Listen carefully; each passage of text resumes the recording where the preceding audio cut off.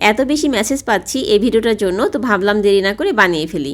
দেখে নিশ্চয়ই বুঝতে পারছেন কিসের ভিডিও নিয়ে এসেছি। একদম ঠিক ধরেছেন, আজকে আমি আপনাদেরকে মাটি রেডি করে দেখাবো। যে মাটি দিয়ে 2-1টা ছাড়া মোটামুটি সব ধরনের গাছ আপনারা লাগাতে পারবেন। প্রথমে মাটি নিয়ে নিয়েছি, আর এই মাটিগুলোকে খুব ভালোভাবে রোদ্রে শুকিয়ে চেলে নিয়েছি। এরপরে দিয়ে দিচ্ছি কম্পোস্ট। আপনারা যে কোনো কম্পোস্ট দিতে পারেন, ভার্মি কম্পোস্ট দিতে পারেন, গোবর সার দিতে পারেন। আমি এবার এটা দিয়েছি। ভার্মি কম্পোস্ট দিলে সাধারণত কেঁচো হয়, সেজন্য এবার আমি এটা ব্যবহার করেছি। দেখা যাক কি হয়। এরপরে দিয়ে দিচ্ছি কোকোপিট আর দিয়ে দিচ্ছি মোটা বালি। তবে আপনারা যদি এই গাছটা রোদে রাখেন, মানে ছাদে রাখেন, তাহলে বালিটা দিবেন না। বালির পরিবর্তে কোকোপিটের পরিমাণটা বাড়িয়ে নেবেন। বালি দিলে কি হয়, টবের মাটিটা বেশি গরম হয়ে যায়। এখানে আমি 30% নিয়েছি মাটি, 30% নিয়েছি কম্পোস্ট, আর বালি এবং কোকোপিট মিলিয়ে নিয়েছি 30%। বাকি থাকে 10%। এখন আমি আপনাদেরকে দেখিয়ে দিচ্ছি 10% কি দিয়েছি।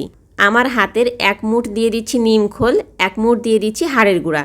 আপনারা চাইলে শিংকুচি মেশাতে পারেন, আমি কখনো দিইনি। আমি যেইভাবে মাটি রেডি করি আমি সেটাই দেখাচ্ছি। এরপরে দিয়ে দিচ্ছি ফাঙ্গিসাইড। এটা আমি 1 চামচের 4 ভাগের 1 ভাগেরও কম দিয়েছি। আমি যে মাটিটা রেডি করছি এটা 7 ইঞ্চি টবের জন্য, সেই হিসাবে এটা আমি দিয়েছি। এখন এই সব কিছুকে একসঙ্গে ভালোভাবে মিশিয়ে নিয়ে মাটিটাকে 4 থেকে 5 দিন রেখে দিব, তারপরেই গাছ লাগাবো। অনেকেই অনেকভাবে মাটি রেডি করে থাকেন, তবে আমি যেভাবে রেডি করি আমি সেটাই শেয়ার করলাম। আশা করছি আপনাদের উপকারে আসবে।